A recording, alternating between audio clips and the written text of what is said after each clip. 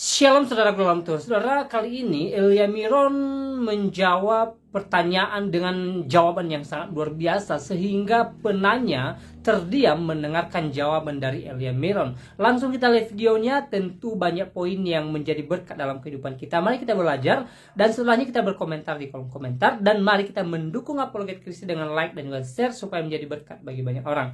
Mari kita mulai, tekan tombol like sekarang juga dan simak videonya. Kita kan beragam ya. Kalau di Kristen kan berarti hanya orang yang percaya Kristus yang masuk surga. Nah, yang tidak percaya atau agama lain akan secara otomatis tidak akan masuk ke kerajaan Allah. Apakah ada contoh di agama lain, terus dia tuh kayak kusuk, terus tuh dia rajin dan segala macam, apakah masih tidak bisa ditolong oleh Tuhan gitu? Oke, sekarang saya tanya begini, sebaik-baiknya orang dia punya dosa atau enggak? Kayaknya ada, kan nggak ada manusia yang suci. Betul. Jadi sebaik-baiknya orang dia pasti punya dosa. Nah, upah dosa itu apa? Itu kematian. Jadi begini loh, kami orang Kristen menginjili kalian itu bukan karena biar saya dapat upah, biar saya mengambil keuntungan dari kamu. No. Kita memberitakan Injil itu sebagai cara kita untuk memberitahu bahwa lihatlah kamu ini, kamu sedang di dalam kematian. Maka kamu harus percaya kepada Dia yang telah mengalahkan kematian. Siapa yang telah mengalahkan kematian? Yesus Kristus. Melalui apa? Kebangkitannya. Ada nggak pribadi yang bangkit selain Kristus dalam sejarah? Tidak ada. Hanya Dia saja. Oke, jadi ini pertanyaan saya mungkin yang terakhir ya Bangku. Jadi menurut saya Yesus dituhankan itu karena ada kalimat roh dan kalimat firman, betul? Dia dituhankan karena dia mengakui dirinya Tuhan kok. Yohanes 13 ayat 13. Nah, di mana dia mengakui dirinya Tuhan? Baca Yohanes 13 ayat 13. Kamu menyebut aku guru dan Tuhan, memang benar aku adalah guru dan Tuhan. Oke, di situ terjadi kontradiksi antara Tuhan atau Tuhan. Kita lihat bahasa Yunaninya apa di sana? Bahasa Yunaninya cuma satu. Ya, coba jelaskan. Oke. Bahasa Yunaninya di sana Kyrie. Kyrie itu artinya apa? Ya. Kyrie eleison itu artinya apa? Kyrie eleison itu artikan. Ya, jangan tanya saya tanya kamu, kan kamu yang gugat saya. Nah, jadi kalau Bapak enggak tahu, kalau Bapak enggak tahu jangan sok-sokan menggugat. Gitu loh. Nah, saya sekarang Bapak bilang itu artinya Tuhan dan Tuhan itu berbeda. Sekarang tunjukkan sama saya bahasa asli Yunaninya itu apa? Apa isi dari bahasa asli? Iya, kalau bahasa Yunani aslinya memang Tuhan, tetapi dalam Bible 100% Yesus mengakui dia sebagai Tuhan. Gak usah banyak cerita. Kalau di sana udah kamu mengakui dia Tuhan, kamu tinggal baptis aja, Pak. Oke. Berarti kita Bible. Berarti begini, artinya saya siap dibaptis, yang penting jangan ada kontradiksi di dalam Bible. Contohnya ada. Lebih banyak kontradiksi di dalam kitabmu, Pak. Lebih banyak kontradiksi dalam kitab Bapak. Kalau masalah saya bertanya satu lagi, kontradiksi. Enggak, coba saya tanya sama Bapak Islam kan? Betul kan? Dulu artinya saya kalau masalah kontradiksi saya bisa menunjukkan kitabmu lebih banyak kontradiksi. Ya, sabar dulu, artinya ini kan berbicara. Coba jawab satu hal yang saya ajukan, siapa saksi kenabian dari nabimu? Kenapa kamu percaya dia? Saya ingin bertanya, apakah Allah yang Allah yang esa itu yang tadi Kak sampaikan tentang tiga pribadi atau seperti apa, Pak? Saya tidak menyebut itu pribadi, saya menyebut itu realita konkret. Dalam pengakuan iman pertama itu nggak disebut pribadi. Kalau kamu belajar Tritunggal Barat, kamu mengerti pribadi seperti orang, bukan. Bapak-bapak gereja awal memahami kata pribadi itu bukan seperti yang kita pahami sekarang. Dia disebut persona karena dia hidup. Bukan berarti seperti pribadi itu seperti 3 orang, 3 pribadi satu hakikat, ada 3 orang diikat jadi satu, bukan. Makanya bahasa yang lebih tepat menjelaskan itu adalah hipostasis, yang artinya realita konkret dari Allah yang hidup itu. di dalam satu usia hakikat Allah Sang Bapa itu.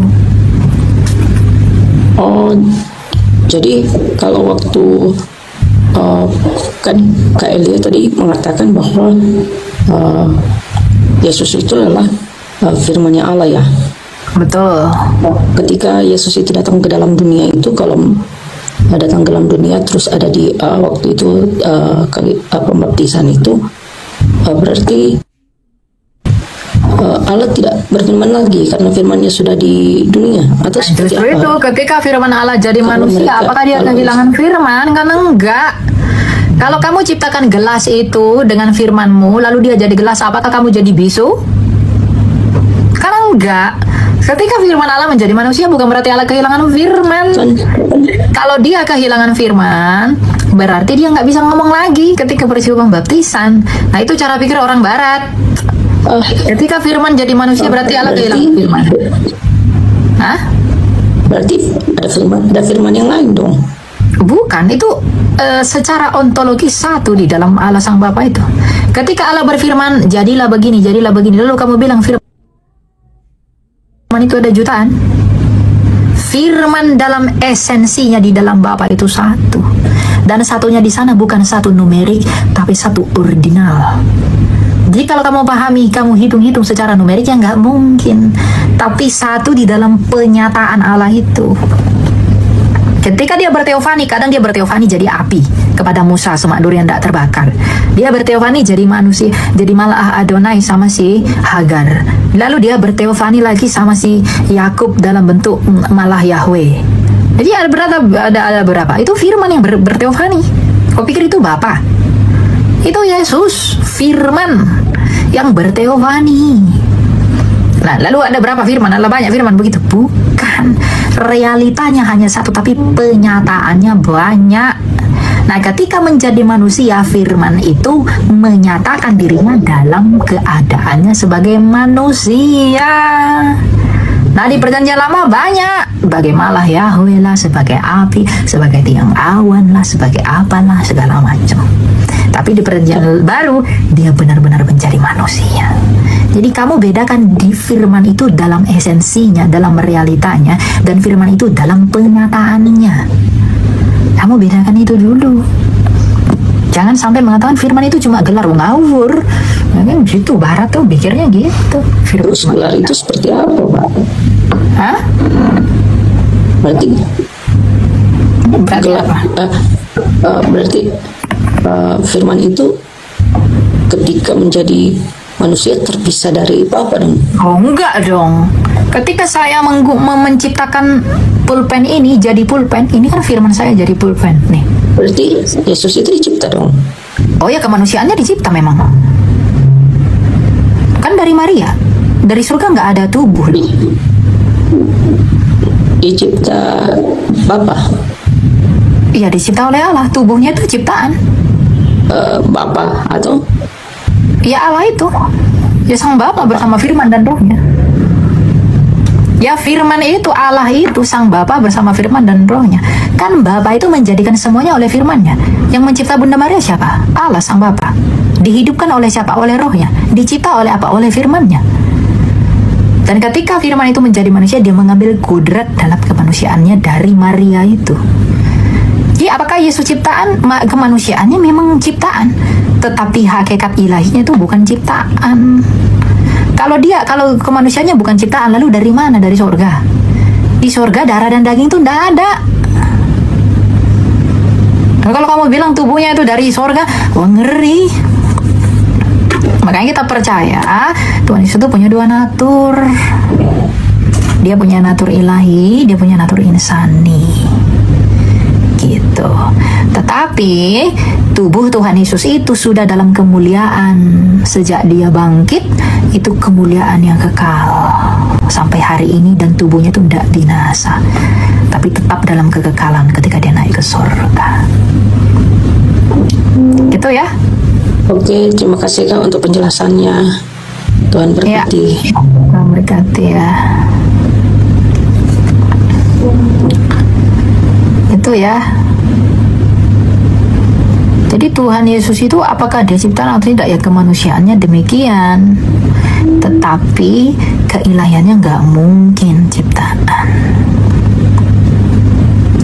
Jadi kalau saksi Yehova bilang firman itu ciptaan, itu sesat. Kenapa? Kalau firman ciptaan, Allah mencipta oleh firman, bagaimana mungkin dia dicipta?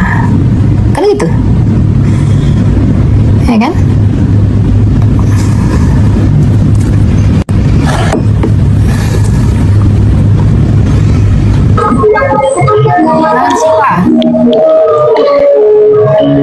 Kak, saya mau bertanya, tapi saya Islam, boleh nggak? Nggak apa-apa dong, siapa tahu kamu dibaptis. Ya, kan Tanya apa?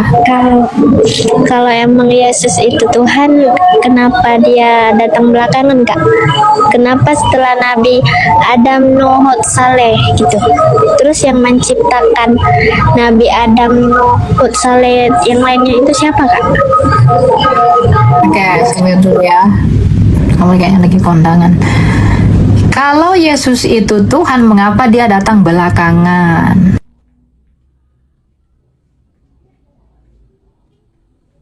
Yang percaya sama dia. Jadi Tuhan itu dari zaman Adam memberikan janji dulu nih, janji. Dia kasih ke Adam, nanti anak laki-laki nih dari keturunan perempuan. Dia kasih ke si Musa, nanti akan begini. Dia kasih tahu Daud, nanti dia akan tersalib. Dia akan ngomong Eli lama sabatani. Dia ngomong ke Nabi Mika, nanti dia akan lahir kandang domba. Dia ngomong ke Yesaya, nanti dia akan terpaku di kayu salib di antara dua orang penjahat. Baru dia ngomong ke Yeremia, nanti dia tulang-tulangnya tidak akan diremukkan. Dia ngomong ke Yeskiel, dia itu akan menderita sengsara. Dia ngomong ke nabi-nabi dulu nih, ciri-ciri yang akan datang ini. Nah, ketika Yesus datang, dia genapi semua itu. Maka orang bisa percaya kepada dia. Kenapa? Karena hanya dia yang menggenapi semua nubuatan para nabi itu. Makanya saya katakan, ada nggak yang seperti Yesus? Nggak ada. Mulai dari lahirnya sampai matinya dia dinubuatkan. Gitu. Ya, jadi mengapa dia datang belakangan? Karena sudah genap waktunya. Kalau dia datang begitu aja, nggak ada yang percaya sama dia. Harus diberikan bayangan-bayangannya dulu. Mau bertanya lagi, boleh nggak, Kak? Oh ya, silakan. Apa itu? Kan Yesus itu kan menerima kitab Injil, Kak. Terus yang Tuhan Yesus itu bukan menerima kitab Injil. Tuhan Yesus itu Injil itu sendiri. Tuhan Yesus tidak menerima Injil. Dialah Injil itu. Jadi kalau kamu kan di iman, kamu kan Islam, kamu kan mengatakan Yesus menerima kitab Injil. Kami tidak menerima itu. Tidak ada Yesus mengajar tenteng-tenteng kitab. Tidak ada. Dialah Injil itu. Ya. iya. Ya, gitu ya. Kita lanjut ya. Kamu agak berisik soalnya. Oke, kita lanjut ya. Jadi jangan bilang Yesus membawa Injil, bukan, dialah Injil itu. Makanya dikatakan dia yang membawa kabar baik seluruh umat manusia, karena dialah sang Injil, Evangelion, sang kabar kebangkitan itu. Sang hidup itu.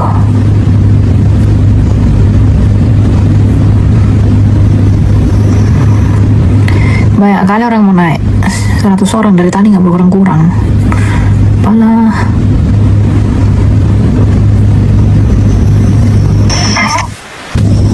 Silakan Jainur, di kondangan lagi. Halo, Jainur? Jainur? Jainur sayur? Nggak ada ya? Oke, kalau nggak ada, kita lanjut.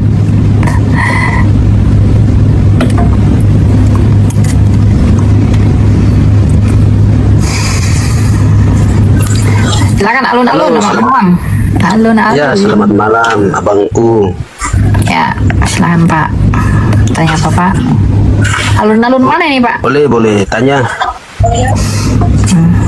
Ya, alun-alun Maluku Utara. Oke, silakan. Jadi begini, abang.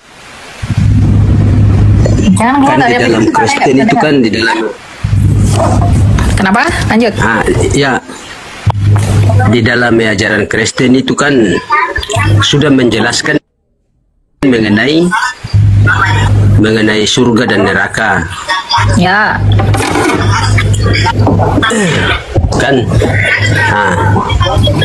Apa Lalu? itu surga? Jadi kan menurut Matius 7 ayat 15 sampai 23 kan menjelaskan mengenai ajaran yang akan dicampakkan ke neraka, yaitu orang yang memanggil Yesus sebagai Tuhan, kan? Kemudian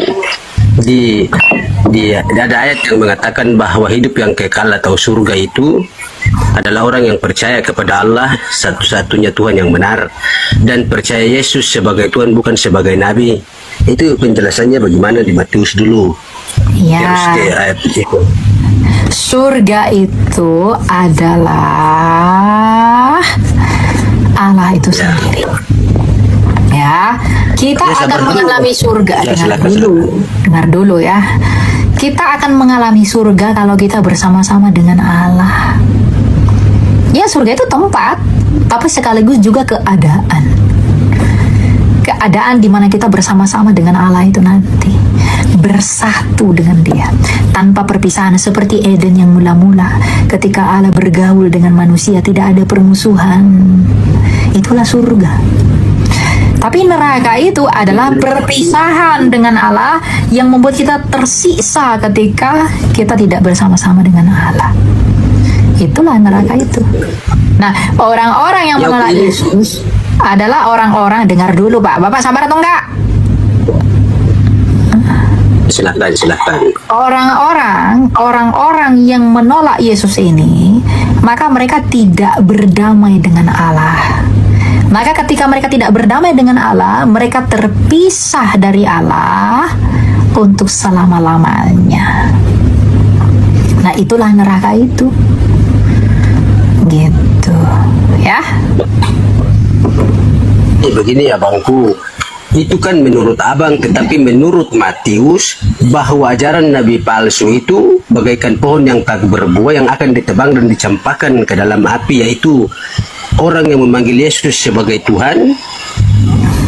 Nah, itu akan dicampakkan karena itu menurut Yesus adalah perbuatan Matius berapa?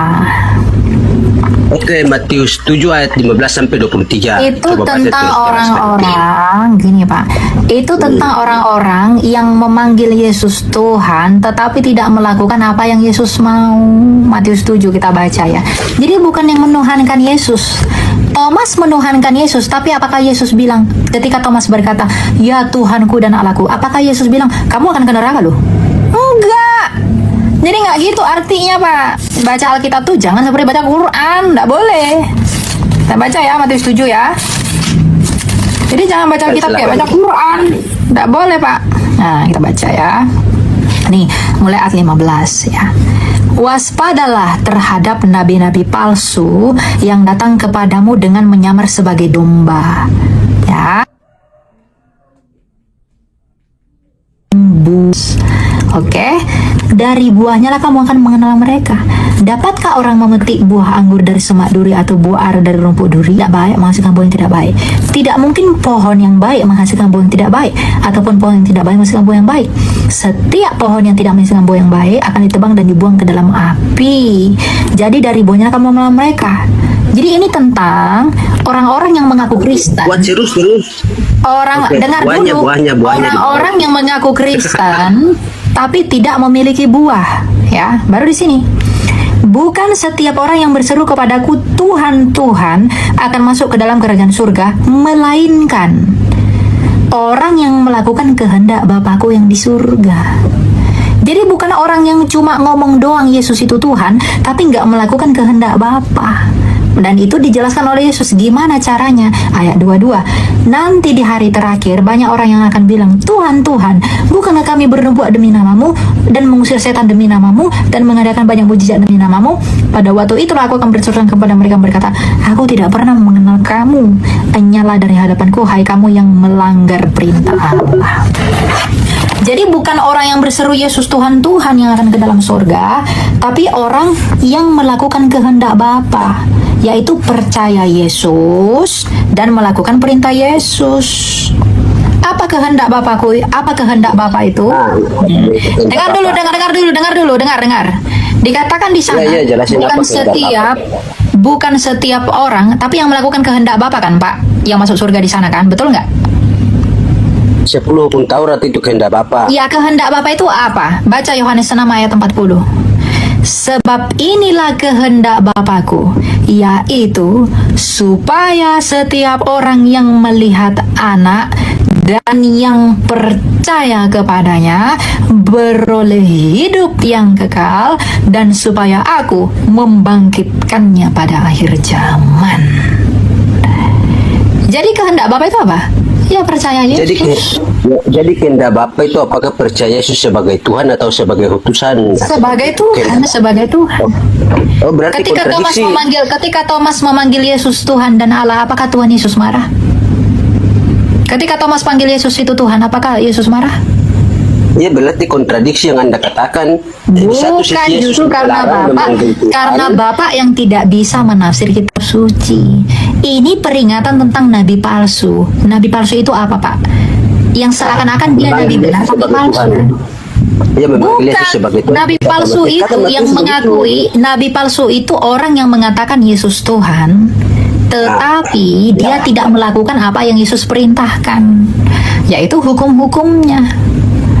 Jadi bukan yang menuhankan Yesus, wong Thomas juga menuhankan Yesus, rasul-rasul yang lain juga memanggil Yesus Tuhan, tapi Tuhan Yesus tidak menolak mereka. Kenapa? Karena mereka melakukan kehendak Yesus. Oh, berarti di satu sisi dia menerima dia sebagai Tuhan, tetapi di sisi lain dia menolak dia dipanggil Tuhan sudah. Dia menerima orang, kuncinya begini. Dia menerima orang yang menyebut dirinya Tuhan dan berbuat seperti yang Yesus mau. Tapi dia menolak orang yang menyebut dirinya Tuhan tapi tidak melakukan perintah dia. Jadi kalau hanya mengaku Yesus Tuhan tapi tidak melakukan perintah Yesus, Yesus akan menolak dia. Tapi kalau mengaku Yesus Tuhan dan melakukan perintah Yesus, dia akan diterima. Ya, jadi begini abangku ada ayat yang mengatakan, aku datang bukan untuk meniadakan hukum Taurat, tetapi aku datang untuk menggenapi hukum Taurat. Bahkan dalam Taurat satu titik pun tidak akan dirubah sampai bumi dan dunia ini hancur. Itu adalah kemauan Yesus. 10 hukum Taurat menuhankan Allah, hanya menuhankan satu-satunya Allah. Jadi kemauan Yesus itu begini abangku. Di dalam Matius, tidak setiap orang yang memanggil aku Tuhan masuk ke dalam surga. Baca semua, jangan ngawur, jangan gunakan cara baca kitabmu dengan kitab kami, Pak, enggak sama. Kitabmu dengan kitab kami cara bacanya beda. Matius 5 ayat 18. Bapak diam dulu, kalau Bapak ngomong saya buang dari atas ini. Diam dulu. Ya, silakan. Karena aku berkata, Matius 5 ayat 18, karena aku berkata kepadamu, sesungguhnya selama belum lenyap langit dan bumi ini, satu iota atau satu titik pun tidak akan ditiadakan dari hukum Taurat sebelum semuanya terjadi. Jadi tak satu pun yang akan dihilangkan, ya, tidak akan satu pun ditiadakan dari hukum Taurat sebelum semuanya terjadi. Nah, sebelum semuanya terjadi ini tentang apa, Pak? Sebelum hancurnya dunia ini. Bukan, sebelum semuanya terjadi itu merujuk kepada apa? Itu merujuk kepada penyaliban dan kebangkitannya. Baca Matius 5 secara penuh. Itu berbicara tentang pengorbanannya di kayu salib nanti. Jadi begini, kalau abang mengatakan jadi dia sebelum dunia ini hancur, dia katakan satu titik pun tidak berubah sampai dunia ini hancur, dan sampai sesungguhnya selama belum lenyap langit dan bumi ini, satu iota pun. Artinya apa? Kalau langit ini belum lenyap satu iota pun, itu tidak akan hilang dari hukum Taurat sebelum semuanya terjadi. Semuanya terjadi itu merujuk kepada apa? Baca ayat setelahnya. Oke. Baca ya, ayat 19. Dengar. Jangan tagih di sini. Kalau kamu tidak mau dengar saya turunkan. Ya. Ya, diskusi saja. Artinya kalau turunkan berarti tidak saya, Pak. Enggak usah tagih ya. Ayat yang ke-18 dan 19. Nah, ya. Karena itu, siapa yang meniadakan salah satu perintah hukum Taurat, sekalipun yang paling kecil, dan mengajarkannya demikian kepada orang lain, ia akan diberi tempat paling rendah dalam kerajaan surga. Tetapi siapa yang melakukan dan mengajarkannya, ia akan diberi tempat yang tinggi dalam kerajaan surga. Namun aku berkata kepadamu, jika hidupmu tidak lebih benar daripada ahli-ahli Taurat dan orang Farisi, sungguhnya kamu tidak akan masuk ke dalam kerajaan surga. Jadi itu tentang apa? Tentang penggenapan yang akan dia lakukan. Oke. Hidup yang kekal kan artinya surga, betul? Betul. Jadi Yesus mengatakan hidup yang kekal itu adalah percaya dia Allah satu-satunya yang benar, dan percaya Yesus sebagai utusan, bukan sebagai Tuhan. Jadi ketika Thomas memanggil dia Allah, mengapa dia tidak menolak dia disebut Allah? Dia berarti kontradiksi. Di satu sisi dia menerima sebagai Tuhan, di satu sisi dia melarang sebagai Tuhan. Kontradiksi bagimu, Pak, karena Anda tidak mengerti. Karena Anda tidak mengerti bagaimana cara membaca kitab suci ini. Jadi ini pertanyaan saya mungkin yang terakhir ya, Abangku. Jadi menurut saya Yesus dituhankan itu karena ada kalimat Ruh dan kalimat firman, betul? Dia dituhankan karena dia mengakui dirinya Tuhan kok. Yohanes 13:13. Nah, di mana dia mengakui dirinya Tuhan? Baca Yohanes 13:13. Kamu menyebut aku guru dan Tuhan, memang benar aku adalah guru dan Tuhan. Oke, di situ terjadi kontradiksi antara Tuhan atau Tuhan. Kita lihat bahasa Yunaninya apa di sana? Bahasa Yunaninya cuma satu. Ya, coba jelaskan. Oke. Bahasa Yunaninya di sana Kyrie. Kyrie itu artinya apa? Ya. Kyrie eleison itu artinya apa? Nah, Kyrie eleison itu artinya artikan. Ya, jangan tanya saya tanya kamu, kan kamu yang gugat saya. Jadi kalau Bapak enggak tahu, kalau Bapak enggak tahu jangan sok-sokan menggugat. Gitu loh. Nah, saya sekarang Bapak bilang itu artinya Tuhan dan Tuhan itu berbeda. Sekarang tunjukkan sama saya bahasa asli Yunaninya itu apa? Apa isi dari bahasa asli? Ya kalau bahasa Yunani aslinya memang Tuhan, tetapi ya dalam udah, kalau Bible udah 100% Tuhan, Yesus mengakui dia sebagai Tuhan. Gak usah banyak cerita. Kalau di sana udah Tuhan, ya udah kamu mengakui dia Tuhan, kamu tinggal baptis aja, Pak. Berarti kita Bible. Kapan berarti dibaptis? Begini, artinya saya siap dibaptis, yang penting jangan ada kontradiksi di dalam Bible. Contohnya, ada. Lebih banyak kontradiksi di dalam kitabmu, Pak. Lebih banyak kontradiksi dalam kitab Bapak. Kalau masalah saya bertanya satu lagi, kontradiksi. Enggak, coba saya tanya sama Bapak Islam kan? Betul kan? Dulu artinya saya kalau masalah kontradiksi, saya bisa menunjukkan kitabmu lebih banyak kontradiksi. Ya, sabar dulu, artinya ini kan berbicara. Coba jawab satu hal yang saya ajukan, siapa saksi kenabian dari nabimu? Kenapa kamu percaya dia? Jadi saksi kenabian dari nabi kami adalah banyak. Siapa yang menabiskan nabimu menjadi nabi? Satu orang aja. Ya, siapa saksinya? Saya pun bisa mengaku saya nabi, tapi ada nggak saksinya? Nah, nabimu dianggap jadi nabi. Abu Bakar itu dari suku apa? Ya, kalau Abu Bakar itu kalau lihat di Google itu dari suku apa, artinya pertanyaan ini kan diskusi masalah lintas agama. Iya, makanya saya tanya Bapak gini loh. Bapak dari tadi gini, Bapak berani tanya, Bapak berani menanya, maka Bapak harus berani ditanya. Ya, sekarang saya tanya, yang menabiskan nabimu itu siapa dan saksinya dari suku apa?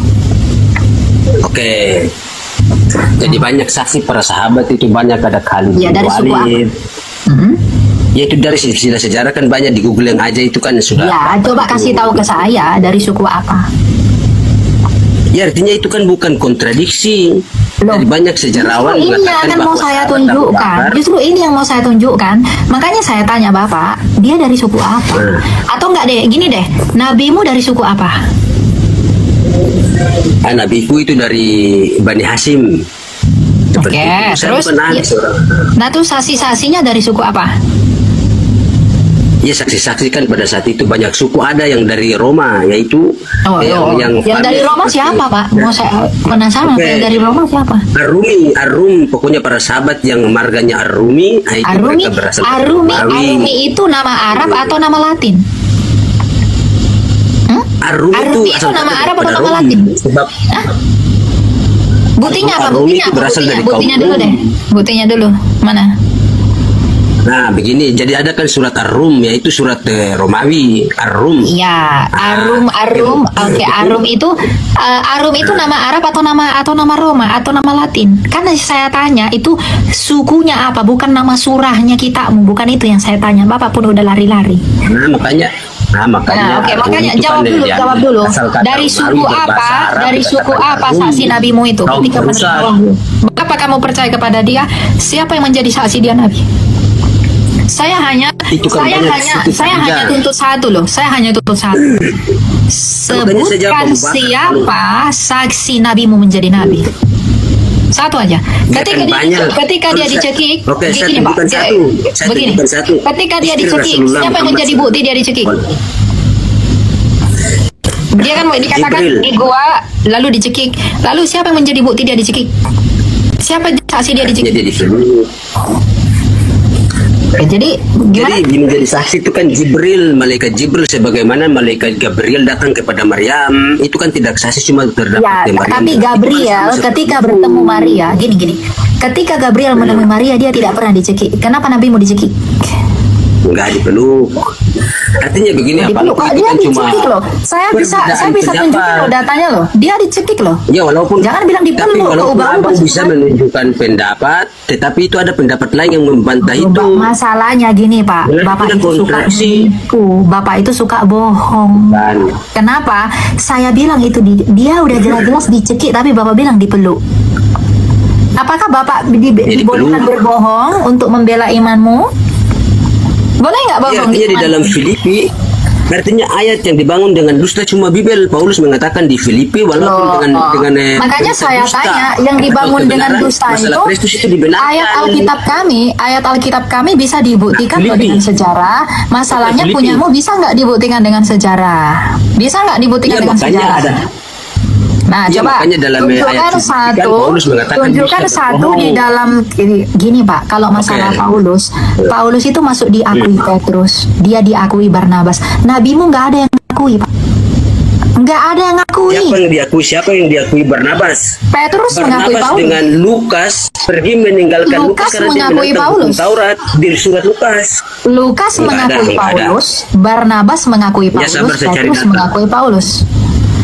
Nah, sekarang saya tanya, kalau Paulus diakui oleh murid-muridnya Yesus, yang mengakui nabimu siapa? Siapa Jadi yang mengakui begini, nabimu? Matius itu kan mengatakan Matius Nggak mengatakan usah lari-lari, bahwa nggak usah ajaran lari-lari. nabi Yang palsu mengakui nabimu, yang mengakui itu memanggil nabimu Yesus siapa yang sebagai mengakui Tuhan. nabimu? Tidak punya saksi. Kalau tidak punya, kalau tidak punya jawaban, no, saya tanya para sahabat semua dari mengakui, jalurnya orang bersahadat berarti Yahudi mengakui. yang mengakui nabimu siapa? Nah. Kalau tidak ada saya turunkan. Ada atau tidak? Jawab. Iya, silahkan turunkan, tetapi Oke, kan begini. berarti begini, karena memang tidak ada. Itu kan Gini, para sahabat, kamu itu kan ribuan menggugat- sahabat, mereka kamu sebagai menggugat saksi kami bersahadat untuk itu iman yang kami bersaksi. miliki. Tapi ketika saya gugat kamu kembali, kamu tidak bisa jawab. Ya, para sahabat Ya, yang kamu saya bilang bisa itu jawab, saya pun, cukup para jawab. sahabat yang Bapak maksud itu pun tidak jelas dari suku apa. Kamu pun nggak bisa jawab dari suku apa. Gitu ya. Artinya itu Beda semuanya dengan jelas orang-orang, dari Arab beda semua. dengan Kalau murid-murid Paulus Yesus sudah itu jelas. jelas dia berasal dari suku Paulus itu apa, seorang wanita. dari mana dia Paulus- berasal, dari mana dia datang, itu jelas dia dari suku apa. Ya. Jadi jangan taunya cuma menggugat, tapi tidak tahu tentang apa yang kamu imani gitu loh. Kalau kamu tuduh kami dongeng, punyamu lebih dongeng. Kenapa? Kami punya banyak saksi, kamu tak punya satu saksi pun. Bapak harus harus pas dengan itu. Kami punya banyak saksi, kamu satu saksi pun tak punya. Lalu kamu menggugat kami, kamu menganggap dirimu benar, tapi kamu menyalahkan kami. Di mana inimu? Ya, yang tidak punya saksi kamu percaya, yang punya saksi kamu anggap palsu. Itulah doktrinmu. Jadi kalau kamu bilang kami didoktrin, kalian yang didoktrin, mempercayai sesuatu yang tidak punya saksi. Jadi yang kasihan itu siapa? Saya atau kamu? Kamu, Pak. Ya. Kami punya banyak saksi kok. Kami punya banyak literatur. Dan kamu nggak punya satupun. Saya tanya dari tadi siapa muridnya, dari suku mana, Bapak nggak bisa jawab. Malah lari kemana-mana. Dari suku apa yang memberikan kesaksian itu siapa gitu loh, sehingga itu benar.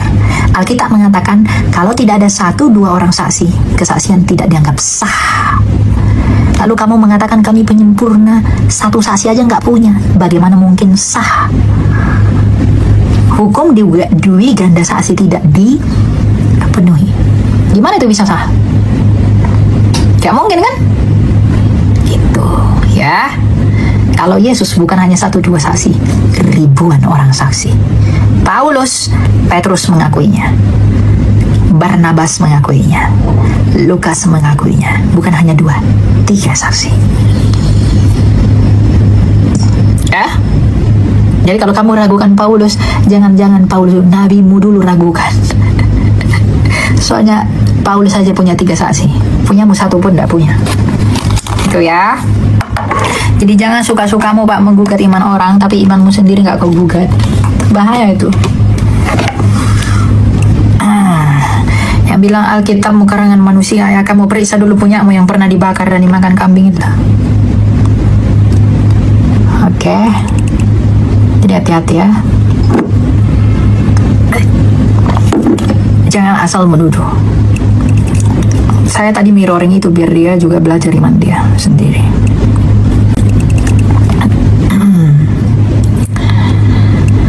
Oke. Kita kan beragam ya. Kalau di Kristen kan berarti hanya orang yang percaya Kristus yang masuk surga. Nah, yang tidak percaya atau agama lain akan secara otomatis tidak akan masuk ke kerajaan Allah. Apakah ada contoh di agama lain terus dia tuh kayak kusuk, terus tuh dia rajin dan segala macam? Apakah masih tidak bisa ditolong oleh Tuhan gitu? Oke, sekarang saya tanya begini. Sebaik-baiknya orang dia punya dosa atau enggak? Kayaknya ada, kan nggak ada manusia yang suci. Betul. Jadi sebaik-baiknya orang dia pasti punya dosa. Nah, upah dosa itu apa? Itu kematian. Jadi begini loh. Kami orang Kristen menginjili kalian itu bukan karena biar saya dapat upah, biar saya mengambil keuntungan dari kamu. No.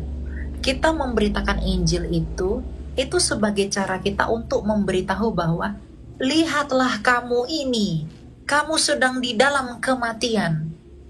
Maka kamu harus percaya kepada Dia yang telah mengalahkan kematian. Siapa yang telah mengalahkan kematian? Yesus Kristus. Melalui apa? Kebangkitannya. Ada nggak pribadi yang bangkit selain Kristus dalam sejarah? Tidak ada. Hanya Dia saja. Yang artinya, kalau Dia saja bisa mengalahkan kematian itu, lalu mengapa kita yang pasti mati itu tidak beriman kepada Dia yang hidup kembali? Apa yang mau tanya Pak? Kan di Alkitab kan jelas katanya Yesus bertuhankan Bapa kan, Tuhan Bapa gitu. Enggak ada Yesus bertuhankan Bapa. Yesus adalah Tuhan. Tapi kan jelas di situ katanya ada di ayat-ayat di Alkitab yang katanya. Mana ayatnya? Mana? Cari dulu, searching dulu kecuali karena saya tidak baca Alkitab. Oke. Terus mau tanya apa? Ya tentang itu sih, kan setahu ada ayat-ayat di mana katanya kamu orang apa? Yesus. Orang Kristen atau bukan Kristen? Non. Oh, non Kristen. Apa agamamu? Islam. Oh, Islam. Udah kuduga itu. Nah, terus? Yesus kamu Ya, bilang itu bukan kan. Tuhan. 1 Korintus 8 ayat 6. Bagi kita hanya ada satu Allah saja yaitu Bapa, dan satu Tuhan yaitu Yesus.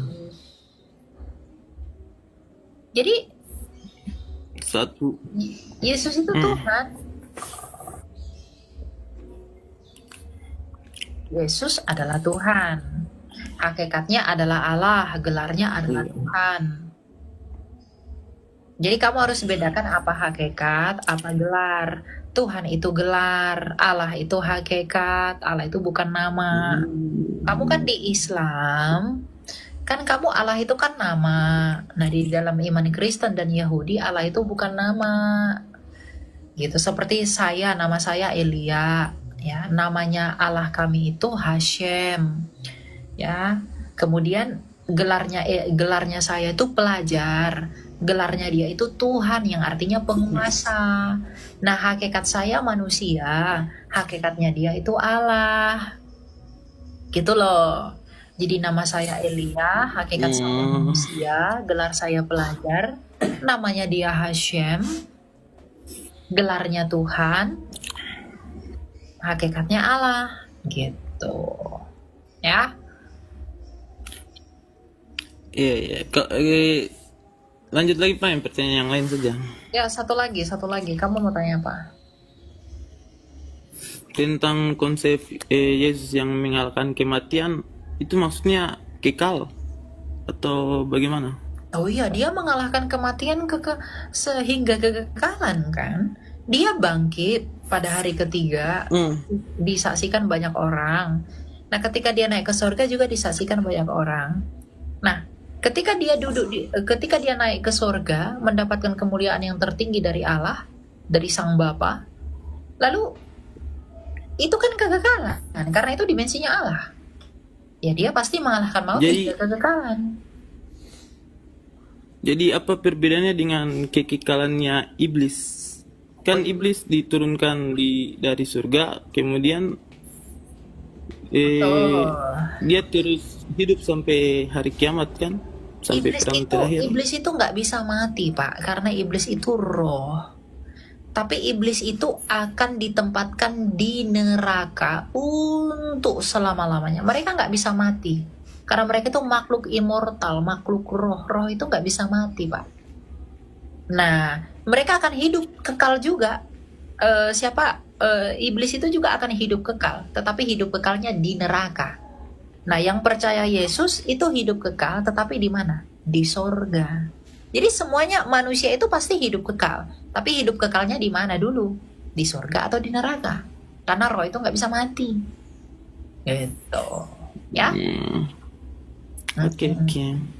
Gitu, makanya kita mengajak, marilah datang dan percayalah kepada Yesus, karena hanya Yesuslah yang mati, yang telah mati, dan yang telah mengalahkan kematian dan bangkit di dalam kekekalan. Maka kalau dia dapat melakukan hal demikian di dalam dirinya sendiri, maka dengan alasan apa saya ragu bahwa dia tidak dapat membangkitkan saya untuk memperoleh hidup yang kekal sama seperti dia yang kekal. Gitu, ya? Oke, kita lanjut. Halo. Ya, silakan Pak, mau tanya apa Pak? Elia, aku mau nanya dong, kenapa mesti ada kematian dalam pandangan kita sebagai orang Kristen? Roma 6 ayat 23. Upah dosa adalah maut. Kematian itu karena dosa. Manusia, Tuhan itu tidak pernah menciptakan manusia untuk mengalami kematian. Jadi Tuhan gak pernah ciptakan Elia untuk mati sampai usia 70 tahun. Untuk mati sampai usia 80 tahun. Sejak semula untuk memenuhi tujuan Allah, Kejadian 1 ayat 28, bahwa kita berkuasa atas bumi ini, itu untuk tujuan yang kekal. Bukan untuk waktu yang sementara, tetapi apa yang membuat kita mengalami kematian? Dosa. Sebab Roma 6 ayat 23, upah dosa adalah maut. Jadi Tuhan kita itu bukan Tuhan yang buat kita mengalami kematian. Enggak ada Tuhan kita itu ciptakan kita mati lalu nyawanya dicabut-cabut lah, atau nyawanya diambil-ambil. Enggak ada itu. Manusia diciptakan untuk hidup. Makanya Kejadian 1 ayat 26, kita diciptakan menurut gambar dan rupa Allah.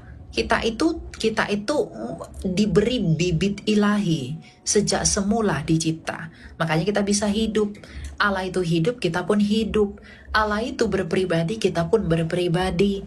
Allah itu berakal budi, kita pun berakal budi. Allah itu memiliki roh, kita pun diberikan roh menurut kinerja dan kuasa rohnya yang menghidupkan. Ayub 33 ayat 4. Jadi kematian itu terjadi kenapa? Karena kita sudah tercemar oleh karena kuasa. Kuasa apa? Kuasa dosa. Karena dosa itu tidak bisa bersatu dengan yang kudus, maka lawannya yang kudus adalah dosa. Nah, kalau yang kudus itu adalah hidup, maka yang tidak kudus adalah mati. Maka Allah yang hidup adalah Allah yang kudus, maka kita yang berdosa adalah orang-orang yang mati.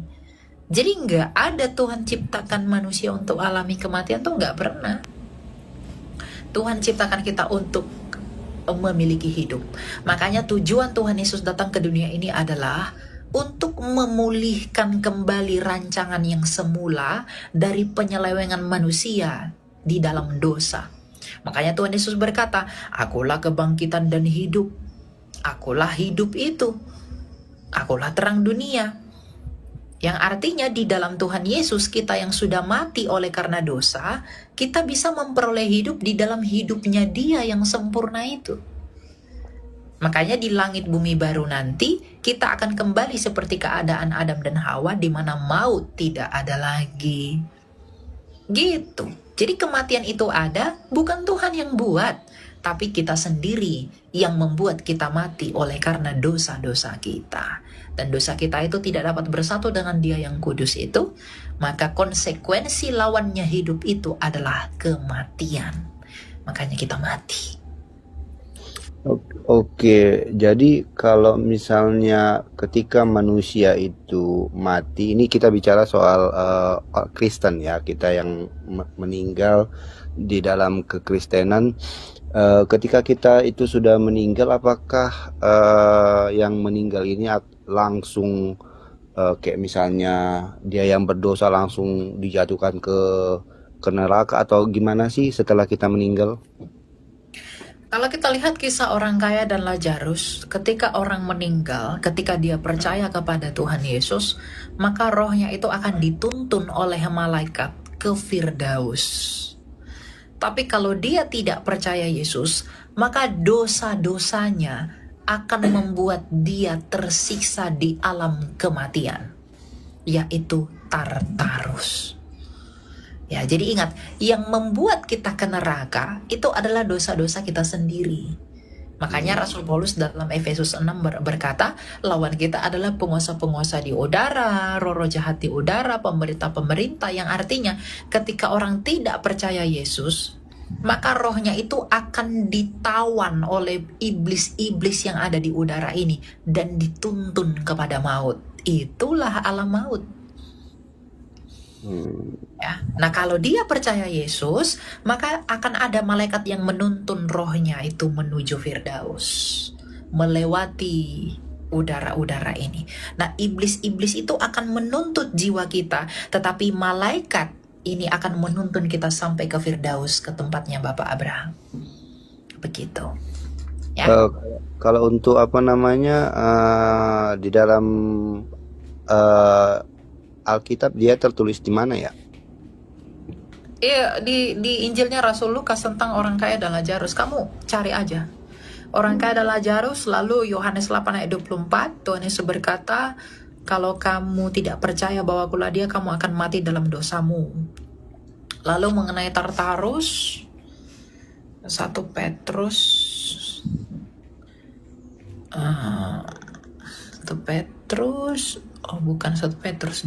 Petrus 2 ayat 4. Oh ya, 2 Petrus 2 ayat 4. 2 Petrus 2 ayat 4 itu tentang Tartarus. Sebab jikalau Allah tidak menyayangkan malaikat-malaikat yang berbuat dosa tetapi melemparkan mereka ke dalam neraka, dengan demikian mereka ke dalam gua-gua yang gelap untuk menyimpan mereka sampai pada hari penghakiman. Nah, gua-gua yang gelap itu dalam bahasa Yunaninya adalah Tartaro atau Tartarus. Ya. Oke. Lalu kemudian tadi kan kita yang meninggal di dalam kita yang percaya kepada Kristus, ketika kita meninggal kita akan dituntun ke mana tadi? Firdaus. Ke Firdaus. Berarti apakah nanti kita itu akan dibangkitkan oleh Tuhan Yesus itu apa sih, gimana ya, lupa aku. Apakah nanti kita akan dibangkitkan ketika Yesus datang kedua kalinya atau gimana? Iya, kita akan dibangkitkan. 1 Korintus 15. Kita akan dibangkitkan sama seperti Kristus yang sulung telah bangkit. Ya, kita akan memperoleh tubuh kemuliaan. Jadi orang-orang yang sudah meninggal itu, yang rohnya sudah di Firdaus dan di Tartarus, maka tubuh mereka nanti di bumi ini ketika Tuhan Yesus datang akan dibangkitkan lalu dipersatukan dengan roh mereka semuanya. Gitu. Lalu dihakimi. Nah, kalau kita yang masih hidup ketika Dia datang dan kita masih hidup, maka tubuh kita yang sekarang ini akan otomatis diubah menjadi tubuh yang tidak dapat binasa. Makanya Rasul Paulus berkata, yang binasa ini harus kita tinggalkan dulu untuk mendapatkan tubuh yang tidak dapat binasa. Karena tubuh kita yang sekarang itu tidak bisa masuk dalam kerajaan sorga. Karena dalam kerajaan sorga, darah dan daging itu tidak masuk. Nah, tubuhnya kita nantinya adalah tubuh yang sesuai dan bisa beradaptasi dengan ekosistem langit bumi baru, di mana tidak ada lagi dosa. Nah, sedangkan tubuh kita ini masih berdosa. Jadi orang itu harus mati untuk menanggalkan tubuh kita yang berdosa ini. Makanya orang Kristen itu nggak perlu takut mati. Kenapa? Karena kematian dalam iman Kristen adalah sebuah pengharapan baru di mana kita meninggalkan tubuh kita yang berdosa yang hina ini dan kita bersatu dengan para kudus di dalam Firdaus, dan kita punya pengharapan di dalam iman bahwa Tuhan akan membangkitkan tubuh kita di dalam tubuh yang mulia seperti tubuhnya itu dan bersatu dengan roh kita yang menanti di Firdaus. Makanya Rasul Paulus berkata, hidup adalah Kristus dan mati adalah keuntungan.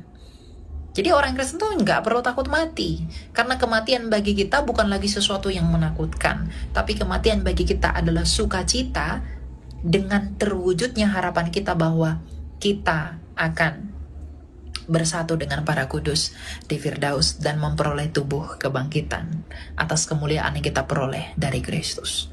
Begitu ya. Oke. Thank you ya Elia. Oke. Kita lanjut ya. Halo. Yes. Iya, aku mau tanya ke Kak Elia. Kalau kita jarang ke gereja gitu, terus sering berdoa juga gitu, itu bakal dibangkitkan juga gak ya?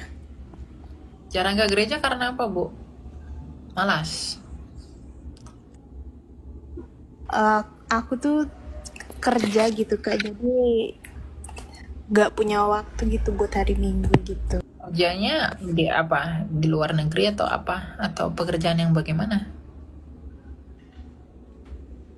Iya, dia liburnya tuh bukan kayak hari Minggu gitu sih Kak. Oh ya. Ya nggak apa-apa sih kalau memang alasannya begitu, tapi tetap ingat untuk bertemu dengan Tuhan di dalam hadiratnya. Karena gini, kamu ke gereja itu bukan untuk dengar-dengar khotbah, kamu ke gereja itu untuk menerima perjamuan kudus. Jadi ya, kamu usahakan bisa terima perjamuan kudus kapan gitu. Karena perjamuan kudus adalah berkat yang kamu terima ketika kamu sudah mati bersama dengan Kristus di dalam baptisan. Gitu ya. Semua orang akan dibangkitkan, yang akan dilemparkan ke neraka pun akan dibangkitkan oleh Tuhan Yesus. Jadi orang-orang yang akan binasa pun tetap dibangkitkan, tetapi dia akan binasa dan tersisa di dalam kekekalan atas kebangkitan itu. Gitu. Jadi semua akan dibangkitkan. Orang percaya, orang tidak percaya akan dibangkitkan. Tetapi kamu bangkit untuk apa? Kalau percaya Yesus, kamu bangkit untuk memperoleh hidup. Tapi kalau kamu tidak percaya Dia, kamu bangkit untuk mati di dalam kekekalan. Gitu.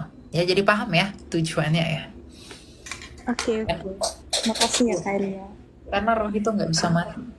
Oke. Kita lanjut. Ya, silakan brother. Mau tanya apa? Mau tanya ini, apa namanya? Agama yang tertua menurut Kak Elia siapa? Agama yang tertua? Tapi coba saya tanyakan sama kamu. Di dalam perjanjian lama, sejarah-sejarah yang ada di perjanjian lama, di mana si Yesaya menubuatkan ini, si Musa mengatakan ini, itu merujuk kepada siapa? Aku nggak tahu. Cerita Kristen buta, jadi nggak tahu Mesias itu apa tuh, nggak ngerti. Cuman mau ini apa namanya, menurutku aja realitanya gitu kan. Agama tertua itu kan ya mungkin secara nominal kan Hindu, terus ada lagi kalau realitanya pasti kekristenan. Realitanya kekristenan. Karena kalau kita menarik jalurnya Adam, kita coba ya, kalau kita mengikuti kalendernya orang Ibrani. Kalendernya orang Ibrani itu di zamannya Tuhan Yesus aja lahir itu 5.700-an. Sampai sekarang itu hampir 8.000. Nah, kalau kita mengikuti perhitungan mereka, yang tertua tetap janji itu dong. Kan Torah yang membuka Alkitab, yang membuka Tanah itu kan Torah di dalam Bereshit. Ya berarti janji itu yang lebih tua. Nah, janji itu meskipun tidak ada istilah dari janji itu, tapi realita janji itu kan tergenapi 2000 tahun setelahnya. Siapa itu? Yesus. Gitu lah. Jadi ya silahkan gitu. Tapi kalau saya cara berpikirnya begitu simple. Kalender yang paling lama tuh kalender siapa? Ibrani kan? Makanya filsafat tertua itu filsafat siapa? Bukan Yunani, Yahudi. Filsafat tertua itu filsafatnya Yahudi, bukan Yunani loh. Bapak filsafatnya Yunani, Thales, itu baru ada di abad ke-6 sebelum Masehi. Salomo itu sudah berfilsafat. Bahkan Musa itu seorang filsuf. Ya, kalian mau tanya lagi satu boleh? Ya silakan. Apa itu? Menurut Kak Elia, kita kan beragam ya, beragam kan. Terus kalau di Kristen kan berarti hanya orang yang percaya Kristus yang masuk surga, benar nggak? Kerajaan Allah. Nah, yang tidak percaya atau agama lain akan secara otomatis tidak akan masuk ke kerajaan Allah, benar nggak? Betul. Nah, apakah ada contoh di agama lain, terus dia tuh kayak kusuk, terus tuh dia rajin dan segala macam, apakah masih tidak bisa ditolong oleh Tuhan gitu? Oke, sekarang saya tanya begini. Sebaik-baiknya orang dia punya dosa atau enggak? Kayaknya ada, kan nggak ada manusia yang suci. Betul. Jadi sebaik-baiknya orang dia pasti punya dosa. Nah, upah dosa itu apa? Itu kematian. Jadi begini loh, kami orang Kristen menginjili kalian itu bukan karena biar saya dapat upah, biar saya mengambil keuntungan dari kamu. No. Kita memberitakan Injil itu sebagai cara kita untuk memberitahu bahwa lihatlah kamu ini, kamu sedang di dalam kematian. Maka kamu harus percaya kepada Dia yang telah mengalahkan kematian. Siapa yang telah mengalahkan kematian? Yesus Kristus. Melalui apa? Kebangkitannya. Ada nggak pribadi yang bangkit selain Kristus dalam sejarah? Tidak ada. Hanya Dia saja. Yang artinya kalau Dia saja bisa mengalahkan kematian itu, lalu mengapa kita yang pasti mati itu tidak beriman kepada Dia yang hidup kembali?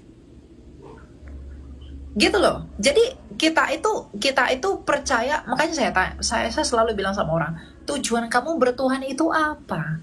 Kamu baik, oke, kamu baik. Tapi kamu punya dosa. Kalau kamu berharap Tuhan mengupahimu sorga karena perbuatan baikmu, lalu bagaimana dengan kejahatanmu? Apakah Tuhan tidak mengupahinya juga dengan kematian? Lalu bagaimana porsinya? Oh, ada orang berkata, tapi kok dicuci dulu di neraka? Dosa-dosanya dibersihkan dulu, dicuci dulu, baru nanti setelah bersih ke sorga. Di mana keadilannya kalau begitu? Kamu dicuci untuk sementara waktu karena dosamu, tapi kamu menikmati sorga untuk selama-lamanya karena perbuatan baikmu. Padahal perbuatan baikmu juga hanya sedikit, perbuatan jahatmu juga hanya sedikit. Dan kamu melakukan yang baik dan yang jahat dalam kurun waktu tertentu. Tapi mengapa Tuhan mengupahi kejahatanmu dengan neraka hanya dengan sekian waktu, tapi memberimu kekekalan atau sorga dengan waktu yang lebih panjang? Di mana keadilannya kalau begitu? Jadi kalau ada orang mengatakan kami dicuci dulu di sorga, di neraka baru kami masuk sorga, itu bukan keadilan. Itu nggak keadilan Allah. Karena kamu menikmati sorga untuk selama-lamanya, untuk perbuatan baikmu yang kamu nggak lakukan selama-lamanya. Tapi kamu diupahi neraka untuk perbuatan jahatmu yang kamu juga nggak lakukan untuk selama-lamanya. Di mana keadilannya kalau begitu? Nah itu makanya bukan solusi. Yang begitu tuh nggak solusi. Tetapi solusinya adalah percayalah kepada Dia yang telah mengalahkan kematian. Yohanes 10 ayat 17, Tuhan Yesus berkata, Aku memberikan nyawaku bagi domba-dombaku, dan tak seorang pun yang mengambilnya daripadaku. Yohanes 14 ayat 6 berkata, Akulah jalan dan kebenaran dan hidup. Kenapa Tuhan Yesus mati? Dia mau membuktikan ucapannya yang mengatakan akulah kebangkitan dan hidup. Tuhan Yesus tuh mau bilang begini, kamu sudah mati, tapi lihatlah aku. Aku akan mati dan aku akan bangkit lagi untuk membuktikan kepadamu bahwa maut dan kematian itu tidak berkuasa atas aku. Maka ketika kamu beriman kepadaku, aku akan melakukan hal yang sama kepada kamu. Nah, ketika orang menolak Yesus, itu wujud dan bukti apa? Bukti bahwa dia menyombongkan diri. Dia berusaha untuk mencapai Allah karena kekuatannya. Jadi, sebaik apapun orang, sehebat apapun orang di luar Yesus, dia mungkin hebat di mata dunia. Tapi apakah dia hebat di mata Allah? Kamu misalnya punya kesalahan. Kamu melanggar lalu lintas. Lalu hakim itu akan berkata, benarkah Ricky kamu telah melanggar lalu lintas? Betul yang mulia, saya telah melanggar lalu lintas. Tapi jangan lupa yang mulia, saya telah berbuat baik. Menurutmu, apakah hakim itu akan melepaskanmu dari dakwaannya? No.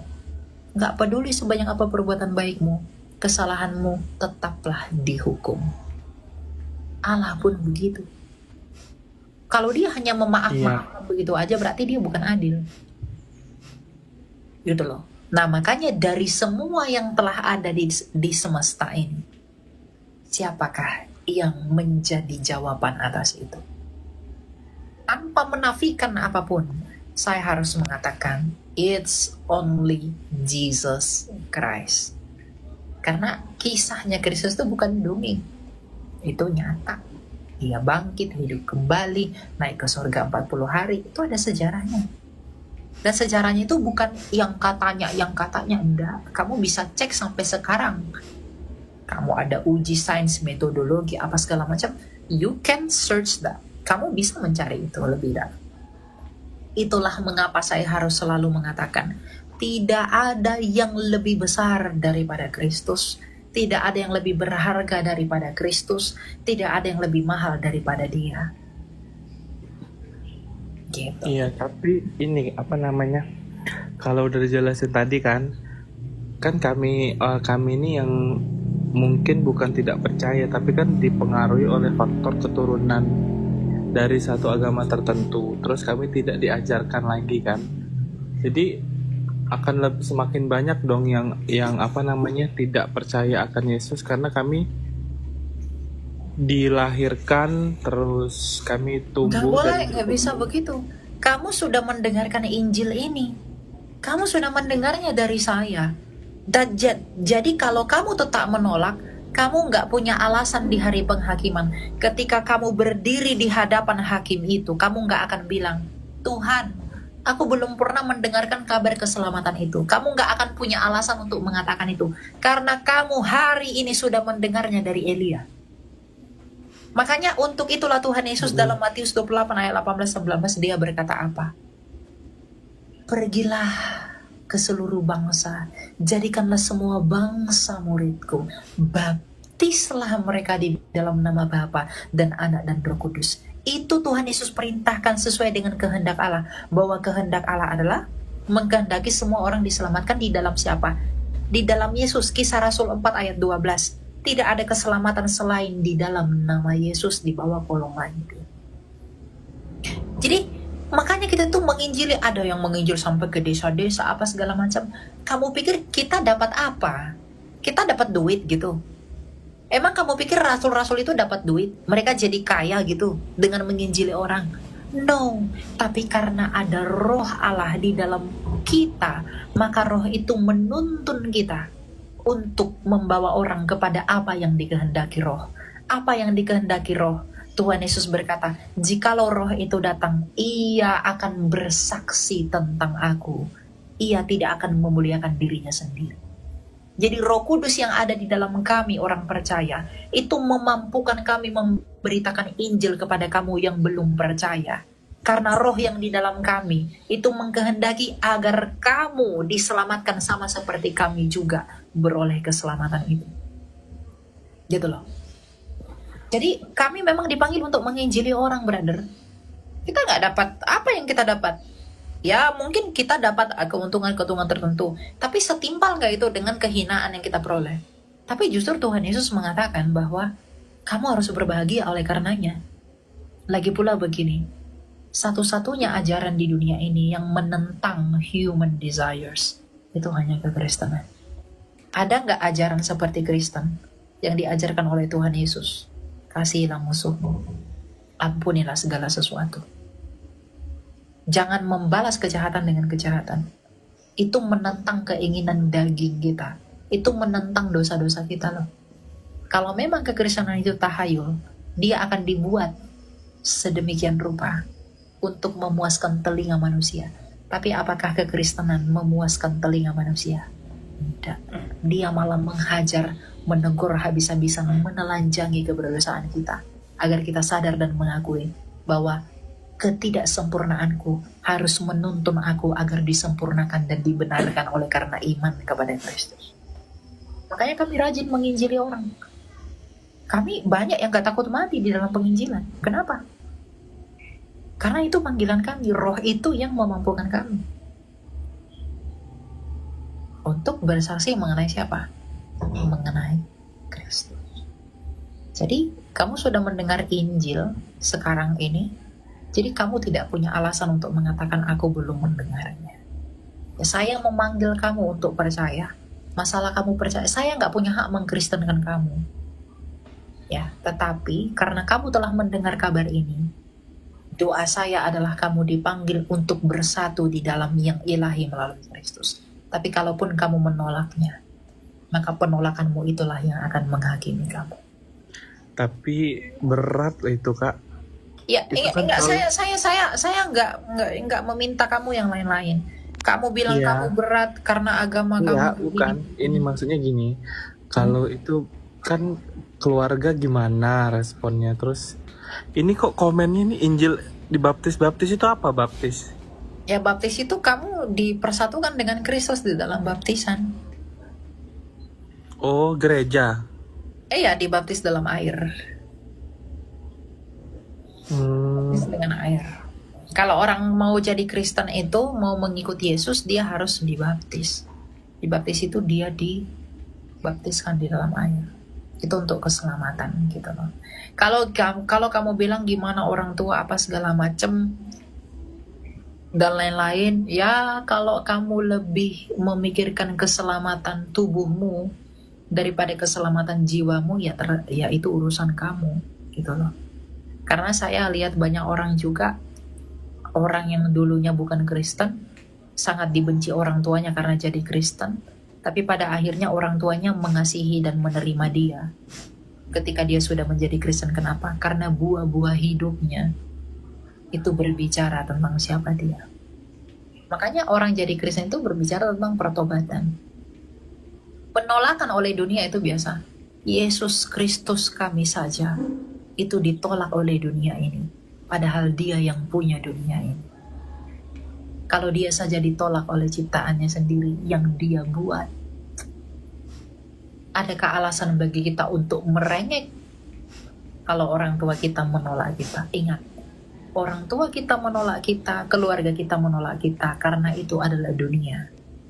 Tetapi Allah tidak pernah menolak kita, karena dia memanggil semua orang untuk kembali kepada dia di dalam kasih-Nya itu. Gitu.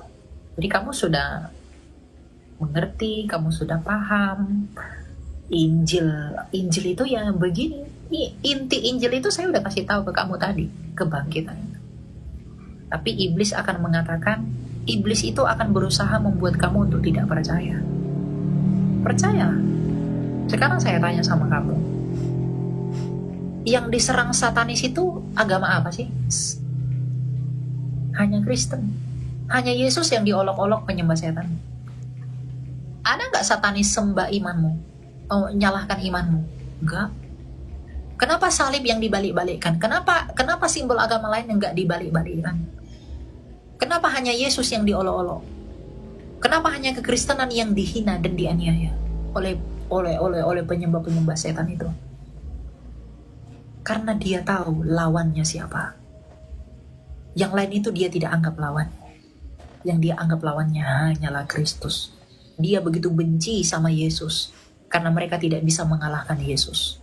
Tapi Yesus yang mengalahkan mereka dengan bangkit kembali. Makanya dia menganiaya orang Kristen. Karena dia tidak bisa menganiaya Allah, maka dia menganiaya hak miliknya Allah yang dikasihi Allah, yaitu orang Kristen. Gak ada yang diserang satanis itu, gak ada yang nyerang agama lain selain Kristen. Hanya Kristen yang dia serang. Kami yang sangat dijelek-jelekkan sama mereka. Gak percaya? Cari tahu sendiri. Ada gak yang dilawan mereka selain kami? Gak ada. Gak pernah tuh mereka lawan yang sebelah. Gak pernah tuh mereka lawan yang lain. Cuma kami yang dilawan. Karena mereka tahu lawannya itu siapa. Yang di belakang, setan yang di belakang mereka itu tahu lawannya itu siapa. Roh yang di dalam kami. Kalau di luar negeri itu kan rata-rata Kristen kan, yang di luar negeri itu. Ya. Terus kalau dilihat dari kehidupan sehari-hari itu kayak ini loh, kayak nggak sehat, kayak minum-minum, yang ceweknya nggak pakai bajunya kayak gitu. Oh iya, betul. Berarti mereka tidak melakukan perintah Kristus. Nah, dalam Kristen itu diperbolehkan ya? Itu dilarang. Pakaian. Enggak. Itu dilarang. Enggak boleh. Itu kan kamu harus bedakan mana hal-hal yang agamis, mana hal-hal yang sifatnya budaya. Barat itu kan itu tradisi Barat. Coba lihat di tempatnya Tuhan Yesus emang ada yang begitu. Di Yerusalem memang ada yang pakai bikini-bikini begitu. Itu budaya. Berarti itu budaya mereka, bukan? Tapi mereka kan diajarin kan aturan kan? Ya diajarin, tapi mereka nggak mau dengar. Kalau diajarin berarti nggak mau dengar kalau tetap begitu. Makanya kita nggak boleh mengikuti itu. Kita harus mengikuti ajarannya Kristus. Tuhan Yesus berkata, jagalah kekudusanmu, jagalah hatimu. Kalau bahasa sekarang nih Kristen KTP, benar nggak? Betul. Oh, ya. Gitu. Jadi emang ya mereka lebih menjunjung tinggi budayanya daripada hanya KTP-nya aja Kristen, tapi ya melakukan hidup seperti orang-orang ya bukan Kristen gitu lah. Kan siapapun bisa ngaku Kristen, setan pun bisa ngaku Kristen, tapi apakah buahnya? Kan Tuhan Yesus dalam Matius 7 berkata, dari buahnya lah kamu kenal mereka. Kalau kita melihat begitu gaya mereka ya berarti mereka bukan Kristen sejati. Tapi mencoreng citra Kristen ya itu tuh. Ya mereka akan dituntut di penghakiman, di hari penghakiman untuk itu. Itu bukan urusan kita, itu urusan dia dengan Tuhan.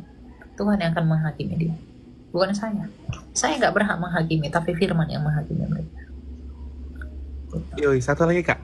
Ini agak kocak tapi penasaran. Sinterklas itu ada apa enggak? Sinterklas itu terinspirasi dari Bapak Gereja bernama Santo Nikolaus. Santo Nikolaus itu adalah Bapak Gereja yang menampar bidat Arius, yang mengajarkan paham sesat. Jadi ada seorang bidat bernama Arius, dia itu mengajarkan Yesus itu bukan Tuhan, lalu ditampar sama Santo Nikolaus. Dan Santo Nikolaus itu sangat mencintai anak-anak, hidupnya begitu saleh, dia dicintai banyak orang, dan dia sangat cinta dengan anak-anak. Makanya cintanya dia kepada anak-anak itu dihargai dan dihormati dengan figur Sinterklas. Makanya Sinterklas itu identik dengan anak-anak, hadiah lah, kado-kado apa segala macam. Oh jadi bukan malaikat? Bukan, itu manusia kayak kita. Kok di animasi kayak terbang dari langit pakai kereta? Namanya juga animasi. Oh. Di animasi juga dibuat banyak hal-hal yang nggak sesuai. Tapi kan itu animasi. Berarti aku duganya salah dari dulu. Aku kira itu Iya, malaikat bukan. terbang pakai rusa itu. Bukan. Oh iya. Oke. Itu Ya ya. udah. Kita ganti ya. Ya, Baik, thank you Tuhan. waktunya. Jadi Oke, videonya God kita sudah bless. simak apa yang dibahas dan dibicarakan oleh apologetik Kristen dengan beberapa penanya di video tadi. Mereka membahas seputar iman Kristen, seputar Allah Kristen, seputar kepercayaan Kristen, dan tentang Yesus Kristus pastinya. Karena pertanyaan tentang siapa Yesus tidak pernah luput dari Tuhan. Selalu saja dipertanyakan, apakah Yesus ini benar-benar Tuhan atau hanya manusia atau hanya seorang nabi. Nah, saudaraku dalam Tuhan, kita sudah mendengarkan penjelasan daripada hambanya Elia Miron, dan sebelumnya kita juga sudah mendengarkan pertanyaan-pertanyaan yang disampaikan, pertanyaan-pertanyaan yang cukup baik ya, membangun wawasan ya, dan pertanyaan yang penting untuk kita pahami bersama.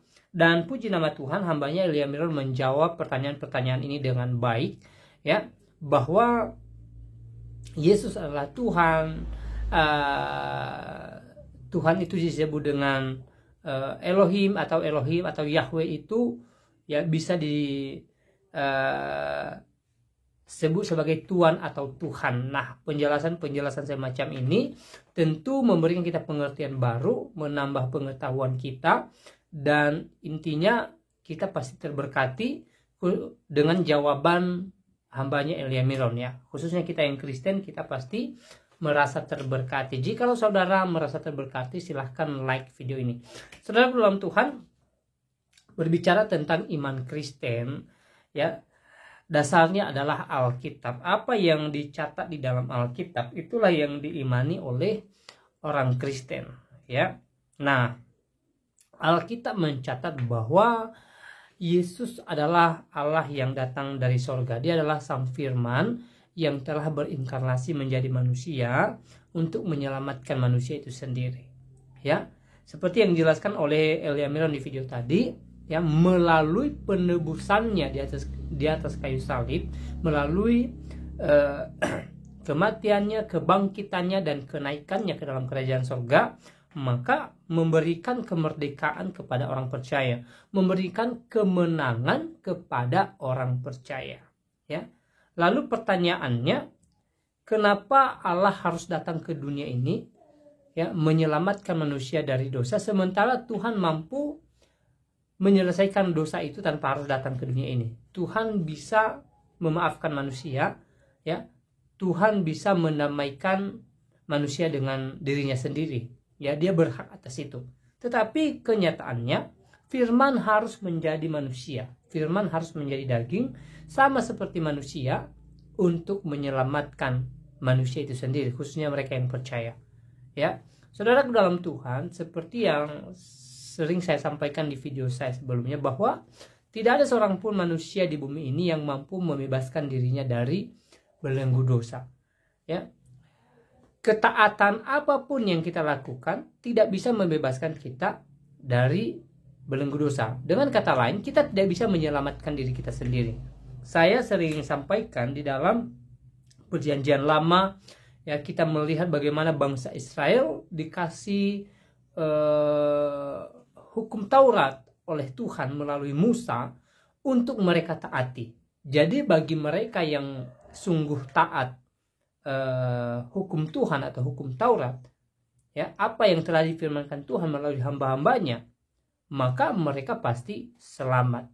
Tapi nyatanya ya, bangsa Israel di dalam Perjanjian Lama tidak mampu mengikuti tuntutan hukum Taurat, tidak mampu mentaati tuntutan hukum Taurat ya. Sulit bagi mereka untuk mendapatkan hidup ya, ketika mereka diberikan hukum Taurat sebagai dasar hidup mereka ya. Maka Tuhan tahu bahwa manusia tidak mungkin menyelamatkan dirinya sendiri. Bahkan dengan perbuatan baik apapun. Itu di dalam iman kekristenan. Sehingga Allah harus datang ke dunia ini. Firman menjadi manusia. Ya, pada mulanya di kisah penciptaan, pada mulanya ya adalah Tuhan berfirman, maka semua jadi. Ya. Dan setelah itu Tuhan menciptakan manusia. Nah, firman ini atau kita kenal dengan pribadi kedua dari Allah Tritunggal datang ke dunia ini. Firman menjadi manusia. Ya, Injil Yohanes pasal 1 ayat 1. Pada mulanya adalah firman, firman bersama-sama dengan Allah, dan firman itu adalah Allah sendiri. Dan firman itu yang telah datang ke dunia ini. Ya. Yesus atau Allah harus datang ke dunia ini untuk melepaskan manusia dari hukum dosa. Maka manusia bisa bebas dari dosa itu ketika mereka percaya sama Tuhan dan taat akan firman-Nya sebagai buah dari keselamatan kita. Yesus adalah pribadi kedua dari Allah Tritunggal, Allah Bapa, Yesus Kristus, dan Roh Kudus. Ketiganya ya berada dalam satu hakikat atau satu esensi, yaitu Allah. Maka Kristen tidak punya tiga Allah tetapi satu Allah, ya, dan Allah yang satu ini memiliki tiga pribadi, Allah Bapa, Yesus Kristus, dan Roh Kudus. Maka hanya orang Kristen yang bisa mengerti hal ini. Dan pribadi kedua inilah yang telah datang ke dunia ini untuk memberi kita kemerdekaan baru. Maka kita sebagai orang Kristen bersyukur di mana Allah yang kita percaya adalah Allah yang penuh kasih. Nah, saudara dalam Tuhan, selebihnya seperti apa tanggapan saudara, atau apa komentar saudara, atau apa yang menjadi poin saudara dari apa yang mereka bahas di video tadi, silahkan tulis di kolom komentar. Tuliskan komentar yang baik, yang positif, terutama komentar-komentar yang memuji-muliakan nama Tuhan, dan komentar yang memberkati kita sekalian. Dan semoga hari-hari ini kita tetap semangat, kita tetap setia kepada Tuhan, dan juga kita tetap optimis bahwa yang terbaik menjadi bagian kita. Ya, kalaupun hari-hari kita atau hari-hari yang kita jalani saat ini tidak menyenangkan, ya tidak sesuai dengan apa yang kita harapkan, mari kita tetap semangat dan tetap berjiwa optimis bahwa ketika kita bertekun, ketika kita berdoa, dan ketika kita terus bekerja, maka Tuhan pasti memberkati setiap kita. Nah, saudara dalam Tuhan, semoga video ini menguatkan iman kita, memberkati kita. Dan jangan lupa tekan tombol like dan juga share supaya menjadi berkat bagi banyak orang. Tuhan Yesus memberkati kita semua. Shalom.